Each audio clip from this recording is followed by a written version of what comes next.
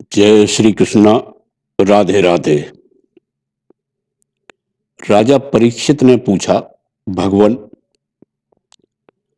जब महाभागवत उद्धव जी बद्री वन चले गए, तब भूत भावन भगवान श्री कृष्ण ने द्वारिका में क्या लीला रची? प्रभो, यदुवंश शिरोमणि भगवान श्री कृष्ण ने अपने कुल के ब्रह्म शाप ग्रस्त होने पर सबके नेत्रादि इंद्रियों के परम प्रिय अपने दिव्य श्री विग्रह की लीला का संवरण कैसे किया? भगवान, जब स्त्रियों के नेत्र उनके श्री विग्रह में लग जाते थे, तब वे वहां से हटाने में असमर्थ हो जाती थी। जब संत पुरुष उनकी रूप माधुरी का वर्णन सुनते हैं, तब वह श्री विग्रह कानों के रास्ते प्रवेश करके चित्त में गड़सा जाता है, वहां से हटना नहीं जानता।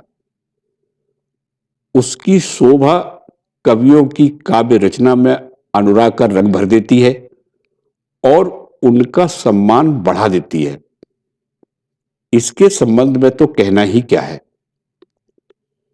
महाभारत युद्ध के समय जब वे हमारे दादा अर्जुन के रथ पर बैठे हुए थे, उस समय जिन योद्धाओं ने उन्हें देखते देखते शरीर त्याग किया, उन्हें सारूप्य मुक्ति मिल गई। उन्होंने अपना ऐसा अद्भुत श्री विग्रह किस प्रकार अंतर्धान किया? श्री सुखदेव जी कहते हैं, परीक्षित, जब भगवान श्री कृष्ण ने देखा कि आकाश, पृथ्वी और अंतरिक्ष में बड़े बड़े उत्पात असगुन हो रहे हैं, तब उन्होंने सुधर्मा सभा में उपस्थित सभी यदुवंशियों से यह बात कही, श्रेष्ठ यदुवंशियों, यह देखो, द्वारका में बड़े बड़े भयंकर उत्पात होने लगे हैं। ये साक्षात यमराज की ध्वजा के समान हमारे महान अनिष्ट के सूचक हैं। अब हमें यहां घड़ी दो घड़ी भी नहीं ठहरना चाहिए। स्त्रियां, बच्चे और बूढ़े यहां से शंखो द्वार क्षेत्र में चले जाएं। हम लोग प्रभास क्षेत्र में चले। आप सब जानते हैं कि वहां सरस्वती पश्चिम की ओर बहकर समुद्र में जा मिली है। हम वहां स्नान करके पवित्र होंगे, उपवास करेंगे और एकाग्र चित्त से स्नान, चंदन आदि सामग्रियों से देवताओं की पूजा करेंगे। वहां स्वस्थ वाचन के बाद हम लोग गौ, भूमि, सोना, वस्त्र, हाथी, घोड़े, रथ और घर आदि के द्वारा महात्मा ब्राह्मणों का सत्कार करेंगे। यह विधि सब प्रकार के अमंगलों का नाश करने वाली और परम मंगल की जननी है। हे यदुवंशियों, देवता, ब्राह्मण और गौओं की पूजा ही प्राणियों के जन्म का परम लाभ है। परीक्षित, सभी वृद्ध यदुवंशियों ने भगवान श्री कृष्ण की यह बात सुनकर तथास्तु कहकर उसका अनुमोदन किया और तुरंत नौकाओं से समुद्र पार करके रथों द्वारा प्रभास क्षेत्र की यात्रा की। वहां पहुंचकर यादवों ने यदुवंश शिरोमणि भगवान श्री कृष्ण के आदेशानुसार बड़ी श्रद्धा और भक्ति से शांति पाठ आदि तथा और भी अन्य प्रकार के मंगल कृत्य किए। यह सब तो उन्होंने किया, परंतु देव ने उनकी बुद्धि हर ली और वे उस मैरेयक नामक मदिरा का पान करने लगे, जिसके नशे से बुद्धि भ्रष्ट हो जाती है। वह पीने में तो अवश्य मीठी लगती है, परंतु परिणाम में सर्वनाश करने वाली है। उस तीव्र मदिरा के पान से सबके सब उन्मत्त हो गए और वे घमंडी वीर एक दूसरे से लड़ने झगड़ने लगे। सच पूछो तो श्री कृष्ण की माया से वे मूढ़ हो रहे थे। उस समय वे क्रोध से भरकर एक दूसरे पर आक्रमण करने लगे और धनुष, बाण, तलवार, भाले, गदा, तोमर और रिष्टि आदि अस्त्र शस्त्रों से वहां समुद्र तट पर ही एक दूसरे से भिड़ गए। मतवाले यदुवंशी रथों, हाथियों, घोड़ों, गधों, ऊंटों, खच्चरों, बैलों, भैंसों और मनुष्यों पर भी सवार होकर एक दूसरे को बाणों से घायल करने लगे, मानो जंगली हाथी एक दूसरे पर दांतों से चोट कर रहे हों। सबकी सवारियों पर ध्वजाएं फहरा रही थी। पैदल सैनिक भी आपस में उलझ रहे थे। प्रद्युम्न सांब से, अक्रूर भोज से, अनिरुद्ध सात्विकी से, सुभद्र जब भगवान श्री कृष्ण सुभद्र संग्रामजित से, भगवान श्री कृष्ण के भाई गद उसी नाम के अपने पुत्र से और सुमित्र सुरथ से युद्ध करने लगे। ये सभी बड़े भयंकर योद्धा थे और क्रोध में भरकर एक दूसरे का नाश करने पर तुल गए थे। इसके अतिरिक्त निषठ, उल्मुख, सहस्रजित, सतजित और भानु आदि यादव भी एक दूसरे से गुथ गए। भगवान श्री कृष्ण की माया ने इन्हें अत्यंत मोहित ही कर रखा था। इधर मदिरा के नशे ने भी इन्हें अंधा बना दिया था। दासार, वृषणी, अंधक, भोज, सात्वत, मधु, अर्बुद, माथुर, सूरसेन, विसर्जन, कुकुर और कुंती आदि वंशों के लोग सौहार्द और प्रेम को भुलाकर आपस में मारकाट करने लगे। मूढ़ता बस पुत्र पिता का, भाई भाई का, भांजा मामा का, नाती नाना का, मित्र मित्र का, सुहृदय सुहृदय का, चाचा भतीजे का तथा एक गोत्र वाले आपस में एक दूसरे का खून करने लगे। अंत में जब उनके सब बाण समाप्त हो गए, धनुष टूट गए और शस्त्रास्त्र नष्ट भ्रष्ट हो गए, तब उन्होंने अपने हाथों से समुद्र तट पर लगी हुई एरका नाम की घास उखाड़नी शुरू की। यह वही घास थी जो ऋषियों के शाप के कारण उत्पन्न हुए लोहमय मूसल के चूरे से पैदा हुई थी। हे राजन, उनके हाथों में आते ही वह घास वज्र के समान कठोर मुगदरों के रूप में परिणत हो गई। अब वे रोष में भरकर उसी घास के द्वारा अपने विपक्षियों पर प्रहार करने लगे। भगवान श्री कृष्ण ने उन्हें मना किया तो उन्होंने उनको और बलराम जी को भी अपना शत्रु समझ लिया। उन आतताइयों की बुद्धि ऐसी मूढ़ हो रही थी कि वे उन्हें मारने के लिए उनकी ओर दौड़ पड़े।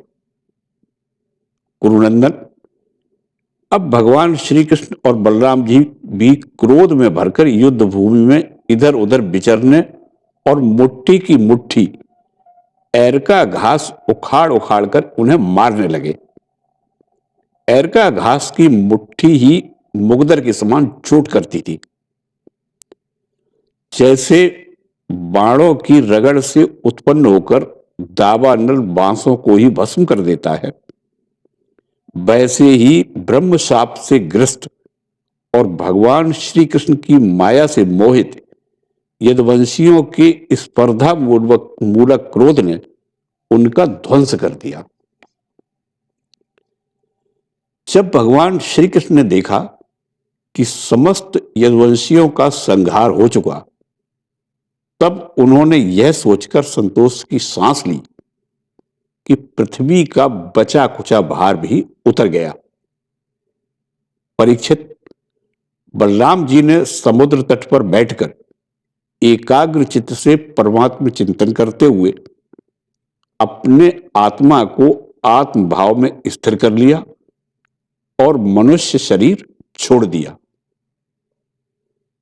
जब भगवान श्री कृष्ण ने देखा मेरे बड़े भाई बलराम जी परम पद में लीन हो गए, तब वे एक पीपल के पेड़ के तले जाकर चुपचाप धरती पर ही बैठ गए। भगवान श्री कृष्ण ने उस समय अपनी अंग कांति से दैदीप्यमान चतुर्भुज रूप धारण कर रखा था और धूम से रहित अग्नि के समान दिशाओं को अंधकार रहित अर्थात प्रकाशमान बना रहे थे। वर्षाकालीन मेघ के समान सांवले शरीर से तपे हुए सोने के समान ज्योति निकल रही थी। वक्ष स्थल पर श्री वत्स का चिन्ह शोभायमान था। वे रेशमी पीतांबर की धोती और वैसा ही दुपट्टा धारण किए हुए थे। बड़ा ही मंगलमय रूप था। मुख कमल पर सुंदर मुस्कान और कपोलों पर नीली नीली अलकें बड़ी ही सुहावनी लगती थी। कमल के समान सुंदर सुंदर एवं सुकुमार नेत्र थे। कानों में मकराकृत कुंडल झिलमिला रहे थे। कमर में करधनी, कंधे पर यज्ञोपवीत, माथे पर मुकुट, कलाइयों में कंगन, बाहों में बाजूबंद, वक्ष स्थल पर हार, चरणों में नूपुर, उंगलियों में अंगूठियां और गले में कौस्तुभ मणि शोभायमान हो रही थी। घुटनों तक बनमाला लटकी हुई थी। शंख, चक्र, गदा आदि आयुध मूर्तिमान होकर प्रभु की सेवा कर रहे थे। उस समय भगवान अपनी दाहिनी जांघ पर बायां पैर रखे बैठे हुए थे। लाल लाल तलवा रक्त कमल के समान चमक रहा था। परीक्षित, जरा नाम का एक बहेलिया था। उसने मूसल के बचे हुए टुकड़े से अपने बाण की गांसी बना रखी थी। उसे दूर से भगवान का लाल लाल तलवा हिरण के मुख के समान जान पड़ा। उसने उसे सचमुच हिरण समझकर अपने उसी बाण से बीध दिया। जब वह पास आया तब उसने देखा कि अरे, ये तो चतुर्भुज पुरुष हैं। अब तो वह अपराध कर चुका था, इसलिए डर के मारे कांपने लगा और दैत्य दलन भगवान श्री कृष्ण के चरणों पर सिर रखकर धरती पर गिर पड़ा। उसने कहा, हे मधुसूदन, मैंने अनजान में यह पाप किया है। सचमुच मैं बहुत बड़ा पापी हूं, परंतु आप परम यशस्वी और निर्विकार हैं। आप कृपा करके मेरा अपराध क्षमा कीजिए। सर्वव्यापक सर्वशक्तिमान प्रभु, महात्मा लोग कहा करते हैं कि आपके स्मरण मात्र से मनुष्यों का अज्ञानांधकार नष्ट हो जाता है। बड़े खेद की बात है, मैंने स्वयं आपका ही अनिष्ट कर दिया। वैकुंठनाथ, मैं निरपराध हिरणों को मारने वाला महापापी हूं। आप मुझे अभी अभी मार डालिए, क्योंकि मर जाने पर मैं फिर कभी आप जैसे महापुरुषों का ऐसा अपराध नहीं करूंगा।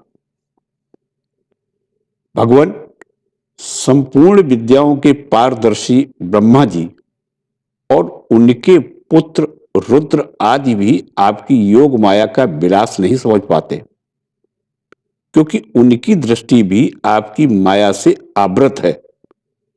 ऐसी अवस्था में हमारे जैसे पाप योनि लोग उसके विषय में कह ही क्या सकते हैं। भगवान श्री कृष्ण बोले, हे जरे तू डर मत, उठ उठ, यह तो तूने मेरे मन का काम किया है।